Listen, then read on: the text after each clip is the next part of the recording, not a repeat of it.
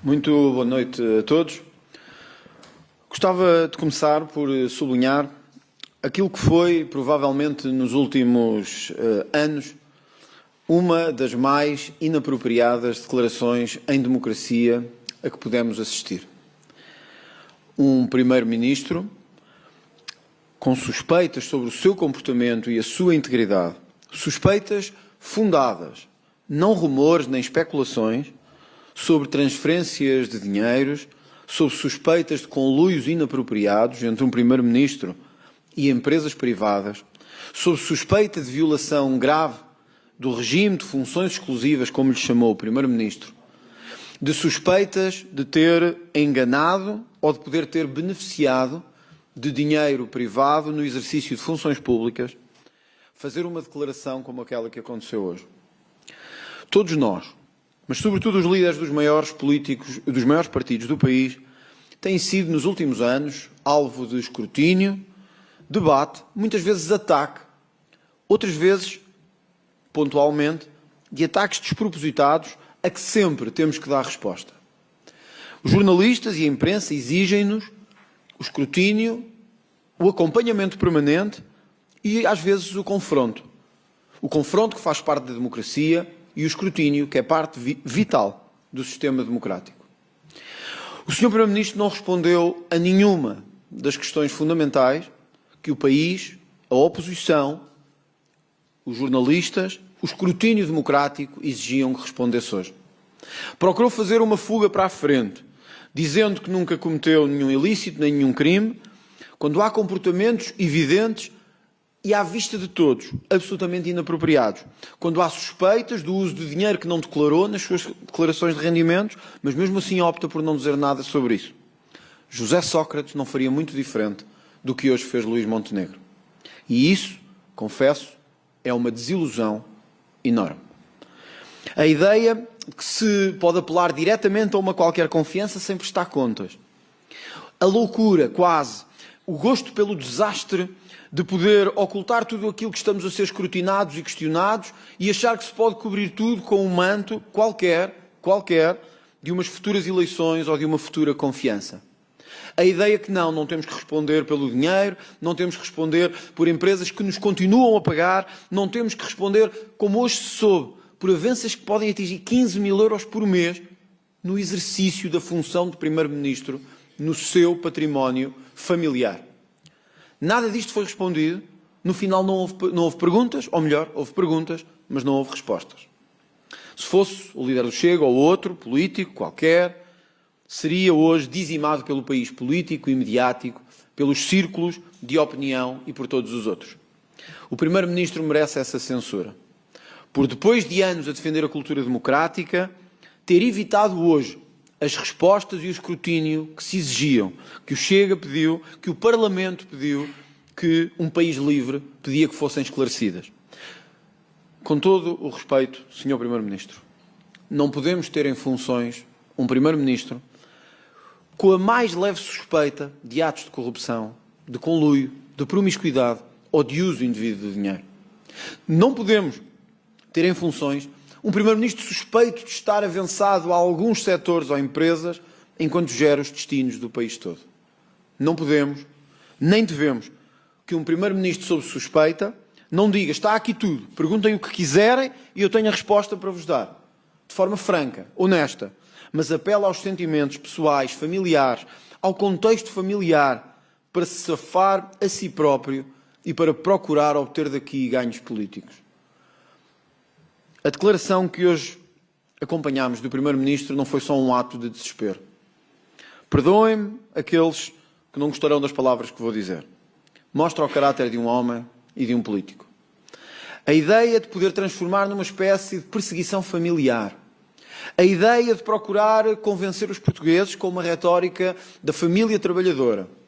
Quando ainda hoje soubemos que, por exemplo, entre muitas outras coisas, 2 casas foram compradas a pronto, com quase 1 milhão de euros, sem que esse valor esteja registado nas declarações de interesses do Primeiro-Ministro, mostra bem como é uma lógica vazia e como é apenas uma lógica para enganar os portugueses. Portuguesas e portugueses. O Primeiro-Ministro assinou no final com aquilo que o Chega tinha proposto. A quando do conhecimento deste caso, exigimos o que eu penso que em política se deve exigir e o que a mim sempre me exigiram. E o que ao Chega sempre exigiram. Esclarecimento, confronto, verdade. Ou admissão ao Presidente da República, como forma de incontornável de gerir uma situação em que a suspeita sobre ele próprio ficou evidente, ou a apresentação de uma moção de confiança ao Parlamento. O Primeiro-Ministro optou pelo segundo caso. Do que depreendi e do que penso que o país depreendeu, será pelo Governo apresentada uma moção de confiança, no sentido do Parlamento restabelecer a confiança que tem no Governo. Pois eu não posso confiar num Primeiro-Ministro sob suspeita que foge às perguntas e evita dar esclarecimentos. Pois eu, o Chega, não podemos confiar num Primeiro-Ministro que, com atos e com evidências incontornáveis de mau uso ou de uso pouco ético do dinheiro público, ou com benefícios indevidos ou recebimentos indevidos de dinheiro, diz simplesmente que a obra feita vale por si e que por isso não tem que dar nenhum esclarecimento e avança com uma fuga para a frente. Eu não posso confiar num Primeiro-Ministro assim. O Chega não pode confiar num Primeiro-Ministro assim. Sei e tenho a perfeita noção de que ninguém quer eleições. Sei e tenho a perfeita noção de que o país tem umas eleições autárquicas pela frente e umas eleições presidenciais em janeiro. Mas, portuguesas e portugueses, a corrupção não se pode evitar chamando os portugueses a votos. Portuguesas e portugueses, a corrupção está acima de qualquer cálculo político. E um Primeiro-Ministro sob suspeita não é aceitável em nenhum país democrático do mundo. O Primeiro-Ministro podia não estar sob suspeita. Como? Respondendo àquilo que tinha que responder. O Primeiro-Ministro podia não estar sob suspeita. Como? Dando os documentos e os esclarecimentos que lhe eram pedidos e que lhe eram exigidos. Evitando esta catadupa de notícias e de suspeitas que se alimentam não de nenhuma perseguição do Chega ou de outros, ou de jornalistas, mas da falta de esclarecimentos evidentes do Primeiro-Ministro de Portugal. Nós não podemos confiar num Primeiro-Ministro assim. Para ser aprovada uma moção de confiança no Parlamento, terá que ter os votos ou do Chega ou do Partido Socialista. Não reuni a direção nacional do partido, não reuni os órgãos do partido e, à hora que vos falo, esta declaração acabou de ser feita. Não creio que tenha de o fazer para expressar o unânime, consensual e incontornável sentimento de que é impossível viabilizar a confiança de um Primeiro-Ministro com este grau de suspeição sobre si próprio. Se o fizéssemos, estaríamos a trair tudo aquilo em que acreditamos. Estaríamos a trair toda a história que defendemos e que levou, por exemplo, à queda do governo de Miguel Albuquerque, na Madeira. Não se pode tirar uns com suspeitas para se pôr outros com suspeitas. Não se pode alimentar o ciclo permanente de suspeição, de conluio, de promiscuidade, de corrupção da democracia, sempre com o vetor da estabilidade, confiando e sabendo que os portugueses não querem eleições. No final da sua intervenção, o Sr. Primeiro-Ministro disse: portugueses, não queremos uma crise política, mas ela pode ser inevitável. Não era, Sr. Primeiro-Ministro. Não era se fosse sério e transparente nas respostas aos portugueses. Não era e não seria necessária se respondesse o óbvio que todos os políticos, nas funções mais elevadas do país, devem fazer. Como obteve este património, como chegou a ele, que benefícios ou que rendimentos tem enquanto titular. Era simples. Era dizer a verdade. Era ser transparente. Assim se evitaria uma crise política. O Chega não poderá viabilizar esta moção de confiança. Não poderá porque atentará contra tudo aquilo em que acredita e contra os mais básicos valores que tem. De evitar que as pessoas fiquem sob suspeita, não por qualquer razão judicial, isso a Justiça fará o seu caminho, mas porque com factos evidentes de comportamento inaceitável, um Primeiro-Ministro se fecha no Palácio de Belém, no Palácio de São Bento, e acha que pode fugir a todas as perguntas, e acha que pode evitar dar todas as respostas, quando o exige aos outros.